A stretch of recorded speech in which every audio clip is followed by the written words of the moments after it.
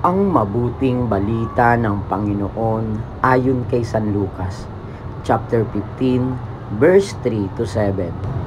Noong panahong iyon, sinabi ni Jesus sa mga Pariseo at mga iskriba ang talinghagang ito. Kung ang sinuman sa inyo ay may 100 tupa at mawala ang isa, ano ang gagawin niya? Iiwan ang 99 sa ilang at hahanapin ang nawawala hanggang sa matagpuan. Hindi ba? Kapag nasumpungan ay masaya niyang papasanin ito.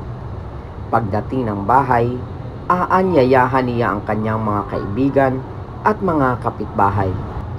Sasabihin niya, "Makipagsaya kayo sa akin, sapagkat nasumpungan ko sa wakas ang tupa kong nawawala."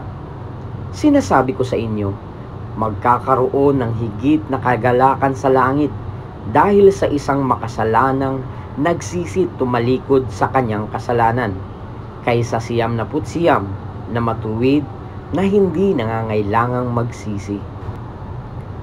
Ang mabuting balita ng Panginoon. Pinupuri ka namin, Panginoong Hesukristo.